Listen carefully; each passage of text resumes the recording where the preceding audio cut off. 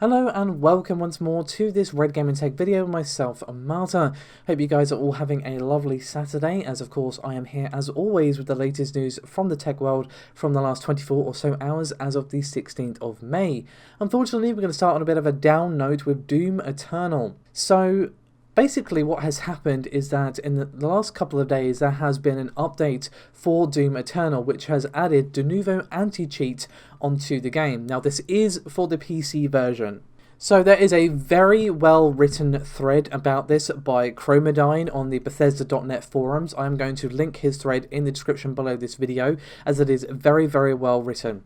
So there's numerous issues with this. The first of which is the fact that this has been added into the game after the fact. So numerous consumers such as myself, because I did purchase the game, I didn't get code or anything like that, were not able to make an informed decision about whether or not they wanted Denuvo on their machines because this has now been added as an update after the fact.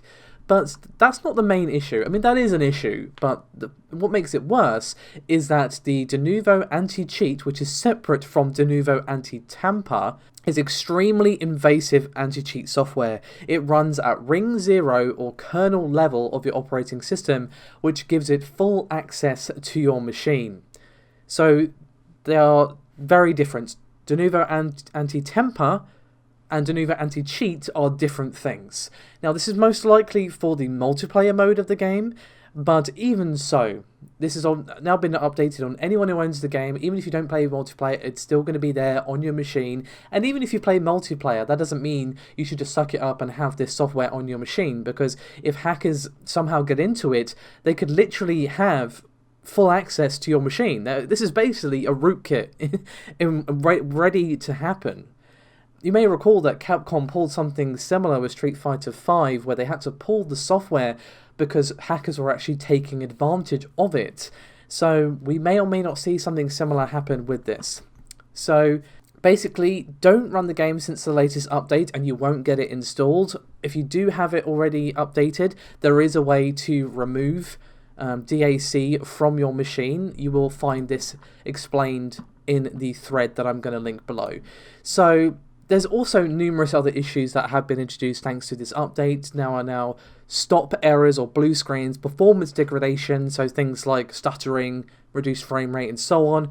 Sometimes people are literally not able to launch the game. The driver continues to run, driver reinstalling itself without the game being ran, and the game no longer works on Linux.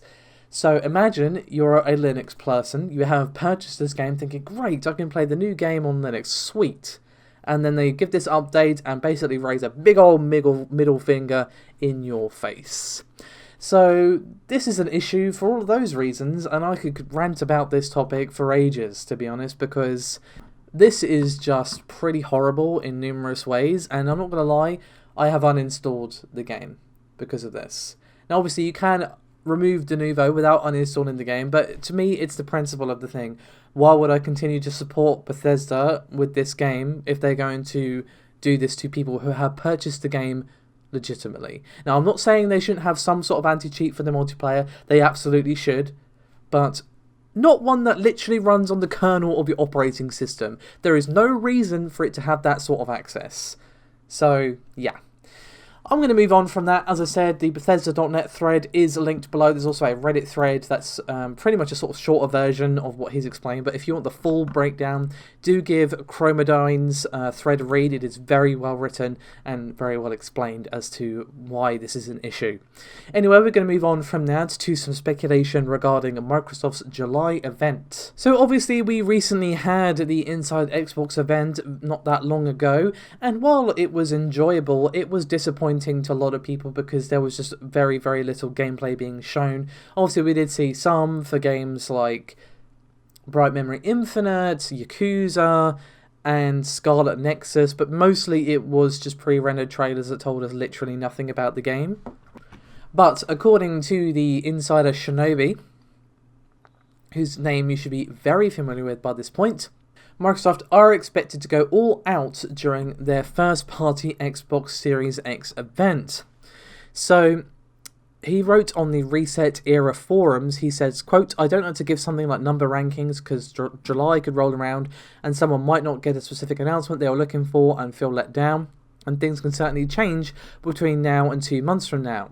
The idea was always basically to lay all the cards on the table from first party and have a big blowout. And there's a ton of stuff to be excited about. Definitely big AAA Xbox Game Studios reveals and other big third parties on stage, not necessarily exclusive. It might change a bit at this point given the world events, but you could say that's the aim. I'm personally really excited for their show. But he wasn't the only one who was a little bit chatty about what Microsoft have in store for us for the July event. A developer actually wrote on the official Halo Waypoint blog that we will be seeing Halo Infinite in some form at the event. He said, quote, "You may have seen people talking about this lightly before. We're extremely excited to confirm that Halo Infinite will be one of the many first-party titles included in the Xbox 2020 event in July." Now, unfortunately, he did not confirm whether or not we'll be seeing actual gameplay of it, but I would assume that we are going to be, because Microsoft are very aware of the criticism they received. Aaron Greenberg acknowledged that they set the wrong expectations for the May event, so they're obviously being cautious about over-promising. Hopefully we will get Halo Infinite gameplay, because obviously we've seen a couple of trailers for the game, but they've all been like sort of pre-rendered. Doesn't really tell us anything other than yeah, it's Halo, which is obviously fine, but I want to see some gameplay, and I'm sure I'm not the only one who feels this way. Now obviously there are a lot of games that we could potentially see, both confirmed and unconfirmed. Obviously there's all the rumours that have been swirling around recently regarding the likelihood of a Fable, either remake, remaster, or just a new one. Obviously, there's all the rumours of a Perfect Dark new title as well. And obviously, there's a lot of speculation as to what big third parties you could see. Now, obviously, I'm immediately hoping for Elden Ring, because why wouldn't I? Please, From Software, just the tiniest crumb of news is all I ask. But seriously, I hope that we see it. I'm not expecting it. I wasn't expecting it with the other event. I was just fingers and toes crossed, hoping that we would see it. And hopefully we get to see lots of interesting games. I'm really excited for the event, and generally looking forward to this generation. I think it's going to be a really close one. As I said in my video yesterday, I think that Sony are not going to have the same curb stomp that they did this generation. They are definitely going to have more of a fight on their hands to hold the throne as the best-selling console when the PS5 and Xbox Series X actually release. But speaking of consoles, we actually have a very interesting update regarding Unreal Engine 5 from the Epic Games CEO Tim Sweeney. So obviously I have discussed the Unreal Engine 5 demo at length, and Paul is still working on his in-depth impressions of the game that's kind of going to be included in a more roundabout console video, so you can expect that in the next few days. Don't want to say when, because he is still working on it as I speak. But obviously at the time it was confirmed to be running on the PlayStation 5, but there was some confusion at the time about whether features such as Nanite and Lumen would be available on the Xbox Series X. And Tim Sweeney himself said, quote, "The Unreal Engine 5 demo on PlayStation 5 was the culmination of years of discussions between Sony and Epic on future graphics and storage architectures. The Nanite and Lumen tech powering it will be fully supported on both PS5 and Xbox Series X and will be awesome on both." And he also confirmed that it's also going to be on high-end PCs, and there's also going to be features for, quote, "scaling the content down to run on current generation platforms using traditional rendering and lighting techniques." And I'm sure as a shock, an absolute shock and horrible thing as to all of you, he has unfortunately confirmed that the Commodore 64 will not be supported. I'm not going to lie, when I did see that in his chain of tweets, it did make me laugh. But back to the topic at hand, it's nice to get a confirmation that it would be running on the Xbox Series X. To be honest, I always assumed that would be the case, but it was obviously a bit unclear if the advanced features like Lumen and Nanite would actually be on the next generation console from Microsoft. But obviously it has now been confirmed that yes, Xbox Series X will be able to take full advantage of the Unreal Engine 5 demo, and obviously we are going to be seeing it running on next generation PCs. So obviously this engine is not even out for some time. 2021 is obviously when it's going to be available, but I'm still really interested to see what this technology brings to the table. and all the technologies of the next generation consoles. There's so many improvements that have been made. Obviously, there's the obvious stuff like hardware ray tracing, but obviously the SSDs on both the systems as well. All of this stuff is just going to really free up developers. I'm really interested to see what new ideas, what experiments, what new things developers try now that they actually have this stuff in their hands, and maybe can experiment with a few things that they weren't able to previously.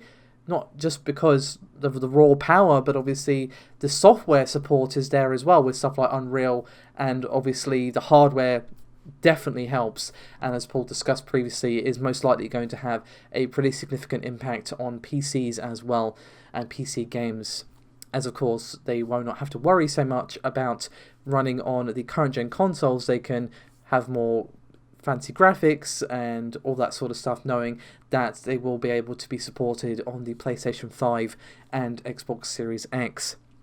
So there you have it. That is me done for this video. Thank you so much for watching. As always, the support is highly appreciated. Do remember to like and subscribe, and I'll see you next time. Bye bye.